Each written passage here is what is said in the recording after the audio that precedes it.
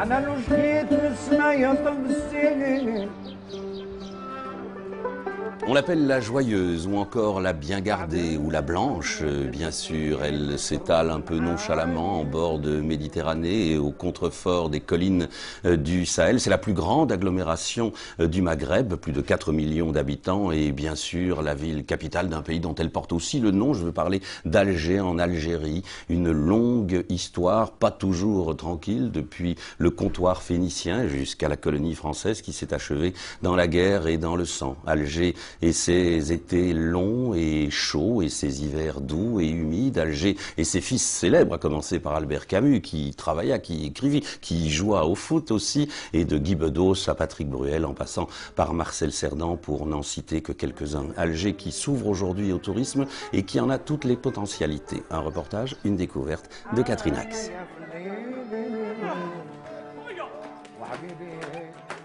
L'Algérie, un immense pays de 2 300 000 km², le plus grand du pourtour méditerranéen.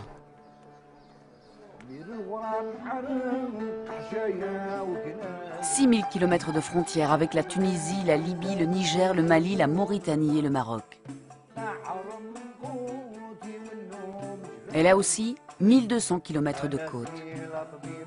Le pays tient son nom de sa capitale, Alger. Al-Jazaïr en arabe, signifiant les îles. Une terre proche de la Méditerranée. Une île riche enclavée entre mer et désert saharien. Une ville dont le passé fut aussi riche que ses échanges portuaires, comme nous l'explique Khalim Faidi, architecte. Alger était une ville marine, c'était une ville beaucoup fréquentée par les corsaires. Il y a un rocher qu'on appelle le Peñón, qui est resté 5 siècles sous domination espagnole. Et puis ensuite, tout ça s'est rejoint pour faire ce qui aujourd'hui est potentiellement un véritable port de pêche, qui est le port de pêche et qui potentiellement peut devenir un port de plaisance également. Mais il y a aussi le port industriel, il y a le port marchandises, il y a le port voyageurs. Aujourd'hui, on est réellement sur le plus grand port d'Afrique. Ces voûtes aujourd'hui sont une des icônes d'Alger. Quand on arrive par bateau, la chose qu'on voit, ce sont les rampes Ben Boulaïd, ex-rampe Chasserio. On voit les îlots structurés. C'est véritablement l'image. C'est à peu près s'il devait y avoir un logo d'Alger, ça serait les voûtes. De la même manière qu'à Rio, eh bien c'est la vague qui fait le logo de la ville. Alger connut des heures heureuses mais aussi de troubles. L'invasion des Français en 1830 annonça le début d'une transformation profonde et radicale de la ville, tant sur le plan urbanistique qu'architectural. Point de départ, la place des Martyrs. Ici, c'est la place des Martyrs. C'est la place des Martyrs de la Révolution algérienne. C'est également la plus grande place algéroise. C'est aussi le réceptacle de toutes les personnes qui viennent de l'intérieur du pays, qui viennent sur Alger, soit en exode, soit en visite. C'est à partir d'ici qu'on trouve l'hôtel le moins cher, le lit le moins cher, le restaurant le moins cher. C'est une place très particulière parce qu'elle est ouverte sur la mer également. Donc elle est en balcon sur la mer et elle donne à admirer toute la baie d'Alger. Il se trouve qu'à chaque fois que les Français faisaient une percée dans la vieille ville, dans la Casbah d'Alger, ils réalisaient un front. Ce qu'on voit aujourd'hui sur la place, c'est un véritable front colonial. On dira que c'est de l'architecture haussmannienne pour aller très vite. Et puis, derrière ce front, vous avez immédiatement la Casbah d'Alger. Comme l'expliquera encore Halim, parcourant avec nous le passé d'Alger bien avant la colonisation française, cette ville, tour à tour phénicienne, romaine, médina arabo-berbère, se développera véritablement grâce aux Ottomans dès 1516. Et les corsaires, quant à eux, appelés Raïs, s'installèrent ensuite dans le bas de la ville. Leur palais, aujourd'hui appelé Bastion 23, fut érigé au milieu du XVIIIe siècle.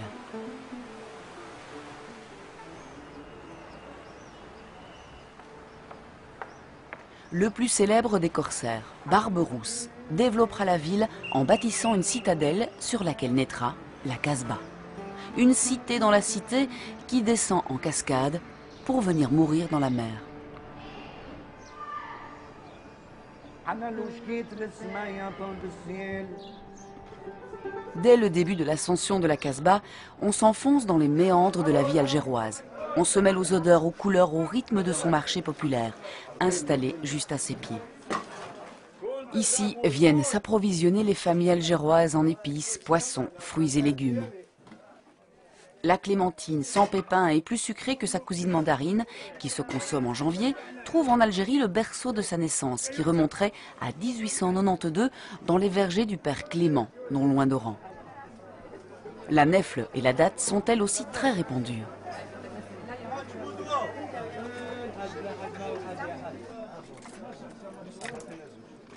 Pour nous guider dans ces méandres, nous avons rencontré la mémoire de la Casbah, Monsieur Mouloudj Aïdj Zoubir.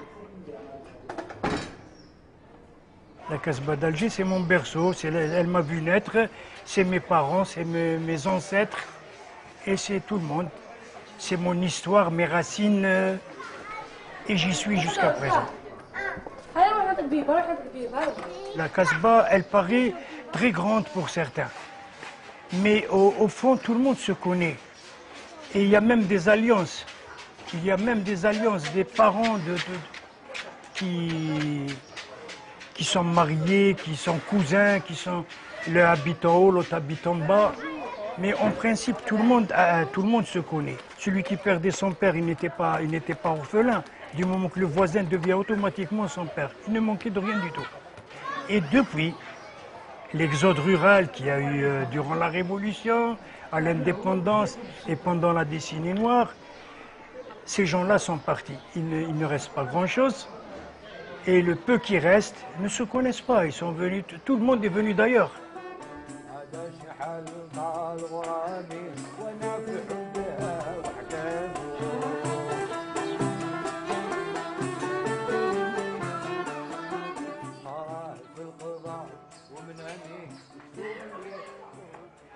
Salam alaikum. راك مليح يا سيدي. الله يهنيك. اعطينا اتاي صغير ما تكثرش بزاف. Nous sommes ici un peu dans un lieu ancien et mythique, Zoubir. Oui, vous êtes dans un endroit qui date d'un siècle ou peut-être plus. Et le monsieur, le gérant du café, tient à collectionner des photos telles que Ali Lapointe, c'était, disons, une figure emblématique d'Alger, surtout dans le film La bataille d'Alger, un héros de la Casbah. Et même les enfants, les femmes chantaient Ali Lapointe. Et au nom d'Ali Lapointe, les militaires français à l'époque, ça leur donnait un frisson d'entendre son nom. Et Ali a fait parler de lui durant toute la Révolution. Il est mort en martyr avec 4 de ses compagnons, dont une jeune fille qui était étudiante, Hassiba Bembouali.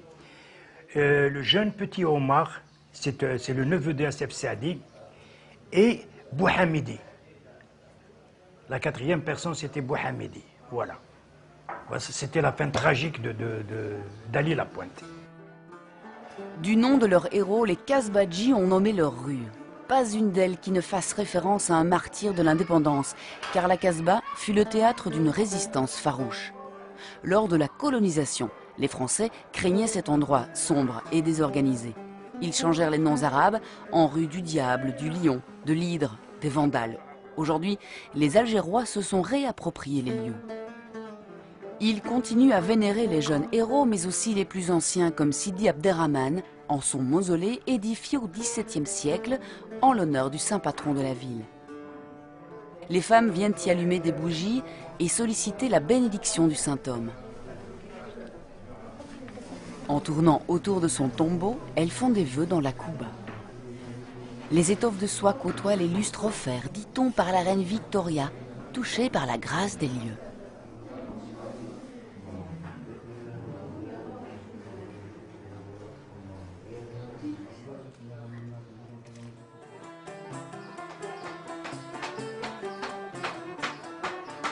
Salam alaikum.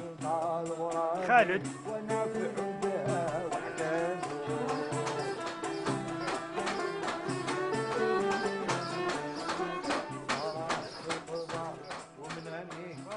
Alors, monsieur Khaled, c'est un habitant de la Casbah, il est natif de père en fils, et il tient encore à son métier. C'est ce qu'on appelle, il est en train de faire un travail qui est ni cloué ni rien du tout, on appelle ça qata' maqtou', c'est-à-dire mâle et femelle, qata' maqtou' avec des pièces, et vous voyez là. Alors, la seule différence qu'il a aujourd'hui,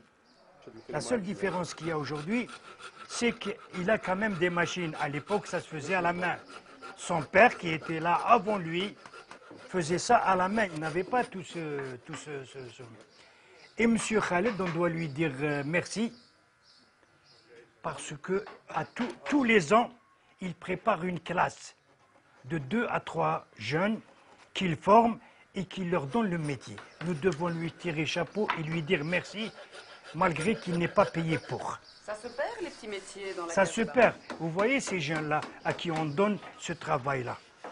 Alors là, en une année, il est formé, le jeune. Toute la Casbah, c'était des petits métiers, c'était des tisserands, des dinandiers, Et actuellement, ça se perd parce que les gens, on est arrivé au 21e siècle, les gens leur font de l'argent, l'artisanat ne fait pas vivre. Et M. Khaled n'arrive pas à réparer sa maison. Vous voyez comment elle est étayée, comme on a vu dehors, elle est complètement étayée.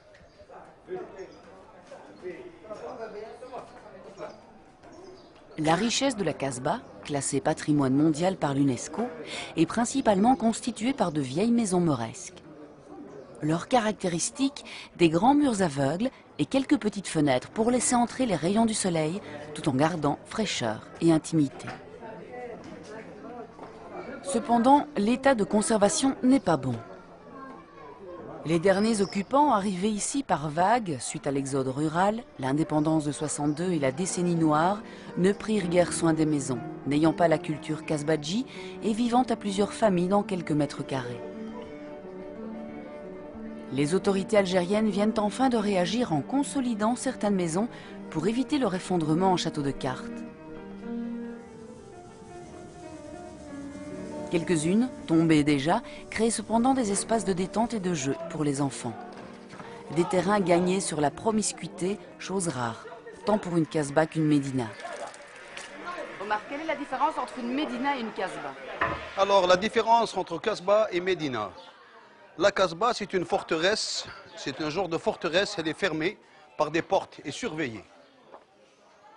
Tandis que la Médina, elle est ouverte, elle a plein de portes, mais elle est ouverte. Elle n'est pas surveillée.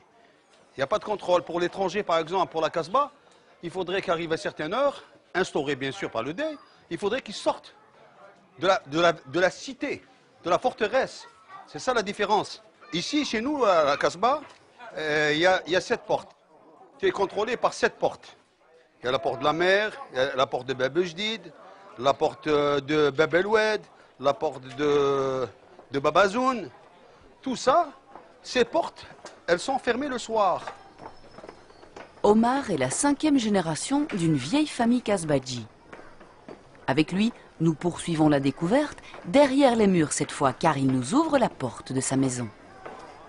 Eh ben, j'habite ici, 1 rue des Vandales, dans cette maison. Et je vais vous présenter ma femme, qui va vous faire visiter la Casbah, quoi, la maison. Bahia. Oui, oui. Bonjour, soyez les bienvenus. Rentrez, rentrez. Alors cette maison traditionnelle. Oui, c'est une maison traditionnelle de la Casbah. En général, toutes les maisons à la Casbah ont un patio parce que vous allez remarquer que toutes les maisons ont une seule façade dont les fenêtres sont à l'extérieur. Sinon, elles respirent du milieu. Donc, dans chaque maison, il y a un puits, comme ici, vous pouvez voir. Sinon, il y a des maisons qui n'ont pas de puits, mais il y a toujours un point d'eau. C'est une fontaine. Et les plus grandes, il y a même des jardins d'intérieur. Alors, là, c'est l'étage nuit, là où il y a les chambres, où il fait d'ailleurs plus frais. Traditionnellement, dans les maisons de la Casbah, il n'y a qu'un seul étage. Et au deuxième niveau, il y a juste une petite chambre qu'ils appellent la chambre des invités parce que c'est la plus éclairée. Mais mes beaux-parents à l'époque ont rajouté un étage vide, salon et cuisine. Là, vous pouvez voir la chambre si vous voulez.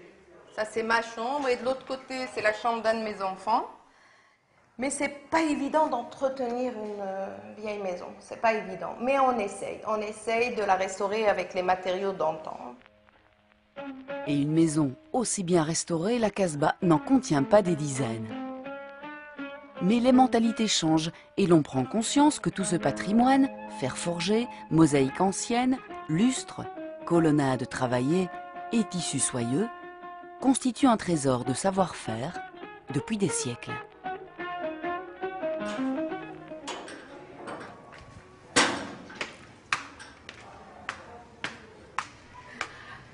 Alors, ça, c'est la richesse de la maison. Comme vous pouvez voir, cette vue, qui pour moi n'a pas de prix. Depuis des générations, sur les terrasses entrelacées, lorsque le soleil décline, les femmes se réunissent pour exorciser leurs craintes dans une société qui ne leur a pas toujours fait de cadeaux. Elles écoutent les poèmes populaires de la conteuse, la Bokala, en faisant des vœux pour de meilleurs lendemains.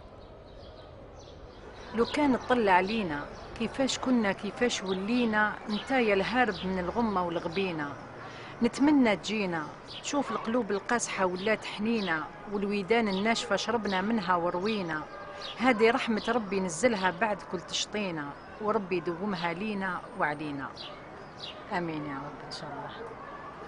عيطت عيطة قوية فاقت النايمة وقفزت الحية وقلت له يا الخريف راك طولت عليا قال لي لو كانت الصبر يا البنية هاد الزمان يفرق ويلاقي والربيع لابد يجي ويلم وراقي الصبر ياك الصبر هو المفتاح بقدرة ربي الليل يولي صباح والفساد يولي صلاح وتروح ديك الغمة والقلب يرتاح.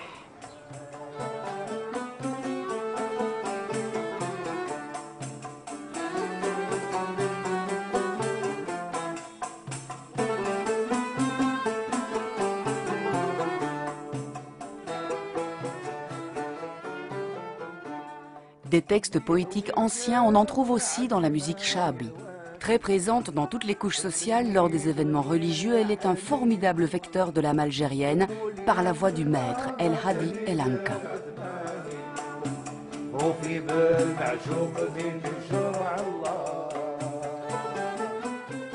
Le mot shahabi vient du mot shab. Shab, c'est le peuple. Donc, on peut dire que c'est la musique du peuple qui reflète tout ce qui vit le peuple comme bonheur et malheur, événements et tout ce qui s'ensuit.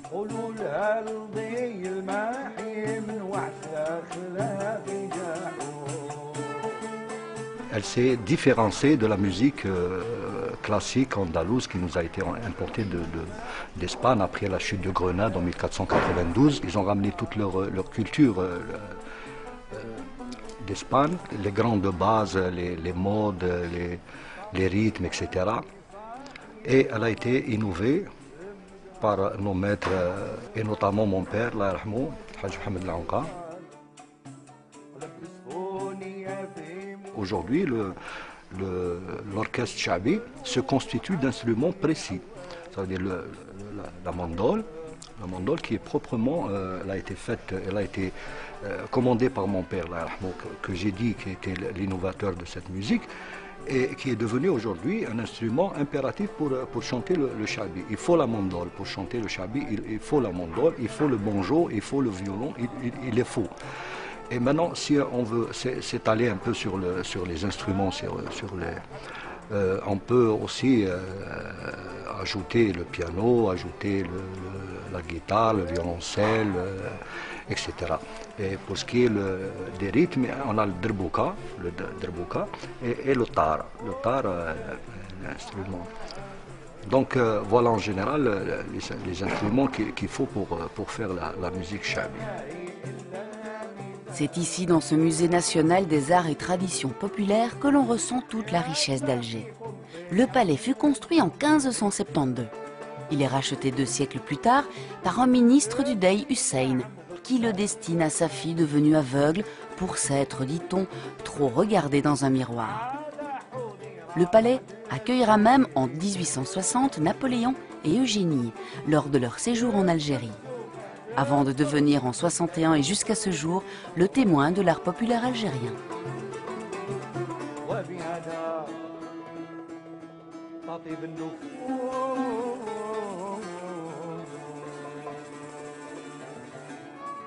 L'art, la poésie, la musique, mais plus que tout le théâtre furent des moyens de véhiculer les préoccupations du peuple et des outils de lutte pour l'indépendance et la reconstruction du dialogue social. À l'Opéra d'Alger, nous retrouvons un grand nom du théâtre algérien, la célèbre comédienne Madame Fatia Barbar. J'allais au théâtre algérien qui s'appelait l'Opéra d'Alger. J'avais 10 ans, j'allais avec ma mère et j'assistais tous les vendredis après-midi qui étaient spécialement que pour les femmes. Et je voyais les pièces de théâtre et là j'étais vraiment tombée amoureuse du théâtre. Et j'ai dit à ma mère, écoute, un jour ou l'autre, je voudrais être comédienne. On faisait des pièces de théâtre avec des messages. On a participé à la guerre de libération avec des pièces de théâtre sans que la France s'apercevait. C'était des messages qu'on donnait. On a participé indirectement. La voix des intellectuels et le brassage des idées, c'est à la terrasse du Tantonville que cela se passe. Une institution depuis 1870. Les familles y passent des après-midi entières à discuter du temps qu'il fait et qui passe. Les familles, tiens, parlons-en, l'accueil algérien passe pour être l'un des meilleurs du Maghreb. Pas ou peu de tourisme, des rapports vrais et pour nous une belle occasion de franchir l'intimité de la tribu et aborder avec la famille Kerkoub la culture culinaire.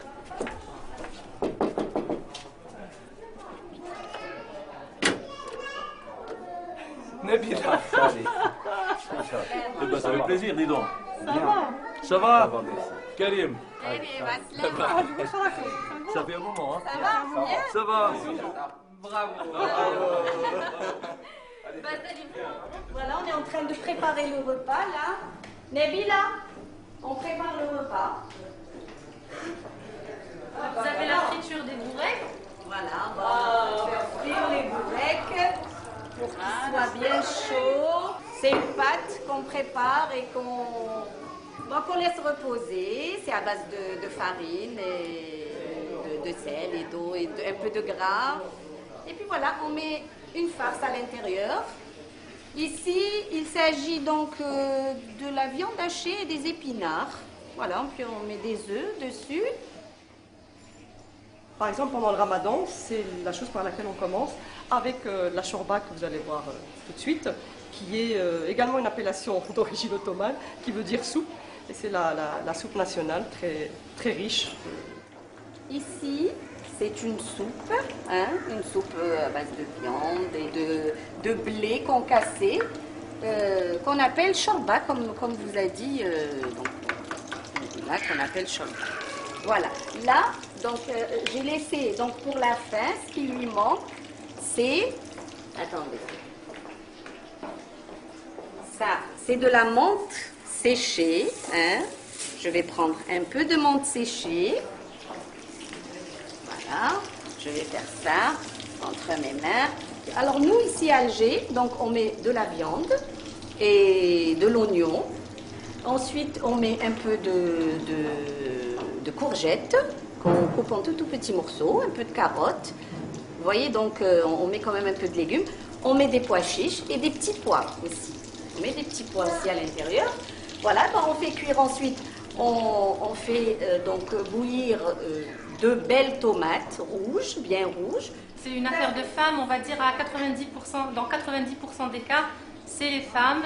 Les hommes s'intéressent, mais vraiment c'est par passion. Mais sinon, c'est la femme qui cuisine pour son mari. C'est la maman qui cuisine pour ses enfants, que ce soit fille ou garçon. Et c'est elle qui s'occupe de tout ce qui est cuisine, maison, ménage, c'est la femme. En Algérie, c'est la femme. Oui, moi c'est pas nouveau pour moi parce qu'à la maison, c'est sa spécialité. Ouais, je fais. Ah oui, Mais tout le fait, je vais pas prendre de mauvaises habitudes. Exactement. Donc ça a évolué, effectivement. Pourquoi? Parce que Vous pouvez dire 80% des mamans travaillent maintenant, travaillent dehors. Donc elles n'ont plus le temps d'être à la maison, de préparer. Et là, le mari, quand il rentre, il est obligé de mettre la main à la pâte s'il veut avoir le repas rapidement sur la table. Je pense que les choses ne sont pas vraiment figées actuellement. Hein. Pour la nouvelle génération, je pense que on fait les spaghettis, on fait la pizza. Moi, ma femme, elle est très contente quand je décide de faire à manger. C'est vrai qu'avec le travail, des fois, on n'a pas beaucoup de temps. Mais je pense que dans la tête, c'est quelque chose qu'on accepte bien, il n'y a pas de problème. Ce qui est sûr, c'est qu'elles font à manger, je pense, mieux que nous, je pense. Ça, c'est sûr. La rechta se mange lors du ramadan, tous ensemble, dans le même plat. Composé d'agneau, de navets et de pâtes. Du sucre lent, il en faut pour tenir toute la nuit. Et le plus souvent, en chanson.